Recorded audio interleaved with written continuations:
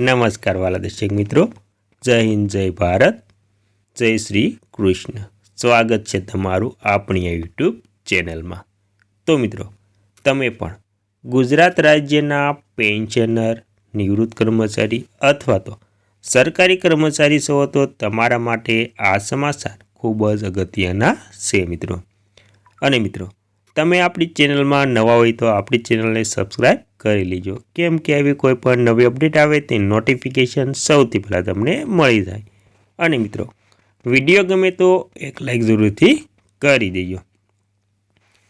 તો મિત્રો, વિગતવાર વાત કરીએ તો મિત્રો પેન્શનરોની એટલે કે ગુજરાત રાજ્યના પેન્શનરોની વાત કરતાં પહેલાં આપણે કેન્દ્ર સરકારના જે પેન્શનરો અને સરકારી કર્મચારીઓને પેન્શન અને પગારમાં વધારો થયો છે તે પ્રમાણે ગુજરાત રાજ્યના પેન્શનરો અને સરકારી કર્મચારીઓને વધારો મળવાનો છે મિત્રો. તો મિત્રો, પહેલાં આપણે કેન્દ્ર સરકારની વાત કરીએ તો મિત્રો કેન્દ્ર સરકારના સરકારી કર્મચારીઓ અને પેન્શનરોના મનમાં સૌથી મોટો સવાલ એ ચાલી રહ્યો છે કે 8મું પગાર પંચ ક્યારે લાગુ થશે.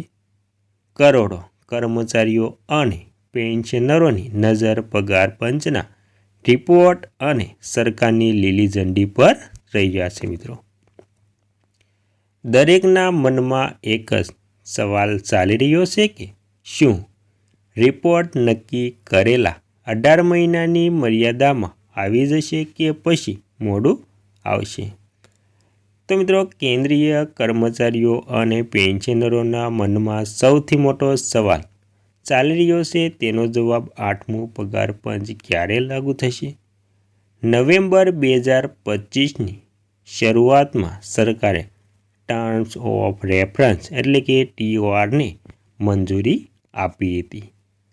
ત્યારબાદ કરોડો કર્મચારીઓ અને પેન્શનરોની નજર પગાર પંચના રિપોર્ટ અને સરકારની લીલી ઝંડી પર છે મિત્રો.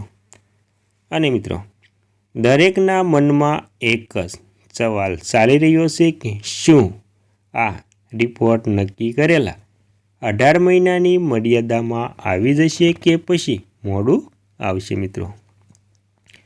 ત્યારબાદ મિત્રો, 8મું પગાર પંચ લાગુ થવામાં કેટલો સમય લાગશે. તો મિત્રો, તેમાં હાલની સ્થિતિ દર્શાવે છે કે 8મા પગાર પંચ લાગુ થવામાં લગભગ 1 થી 2 વર્ષ લાગી શકે છે. ઘણા નિષ્ણાતોનું માનવું છે કે સરકાર ડેટા કલેક્શન અને પ્રારંભિક તૈયારીનું કામ પહેલેથી જ ઘણું આગળ વધારી ચૂકી છે.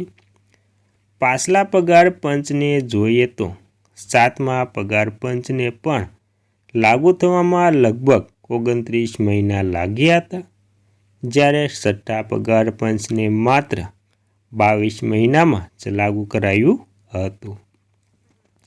એટલે જ અંદાજો લગાવવામાં આવી રહ્યો છે કે 8મા પગાર પંચની ભલામણો પણ 2027 સુધીમાં અમલમાં આવી શકે છે મિત્રો. શું સરકાર 2027ની ચૂંટણી પહેલાં લાગુ કરશે? તો મિત્રો, ઉત્તર પ્રદેશ વિધાનસભાની ચૂંટણી ફેબ્રુઆરી 2027માં યોજાવાની છે, જે દેશની સૌથી મહત્ત્વની ચૂંટણીમાંની એક છે. ઘણા એક્સપર્ટનું માનવું છે કે જો સરકાર ઈચ્છે તો પગાર પંચના રિપોર્ટને યુપી ચૂંટણી પહેલાં લાગુ કરી શકે છે. જો આવું થાય છે તો તે કર્મચારીઓ અને પેન્શનરો માટે મોટો ફાયદો સાબિત થશે. આનાથી ચૂંટણીના માહોલ પર સીધી અસર પડશે. જ્યારે કર્મચારી યુનિયનનું કહેવું છે કે 18 મહિનાની સમયમર્યાદા અને ત્યારબાદ મંજૂરીની પ્રોસેસ જોતાં 8મું પગાર પંચનું ચૂંટણી પહેલાં લાગુ થવું મુશ્કેલ છે. જો કે સરકાર ચૂંટણી પહેલાં વચગાળાની રાહત આપી શકે છે. જો રિપોર્ટ સમયસર નહીં આવે તો શું થશે? તો મિત્રો, આવું પહેલીવાર નથી બન્યું કે કોઈ પગાર પંચ પોતાનો રિપોર્ટ સમયસર ન આપે, 5મા પગાર પંચે તો 2 વાર એક્સટેન્શન લીધું હતું અને તે દરમિયાન કર્મચારીઓને 3 વખત વચગાળાની રાહત મળી હતી.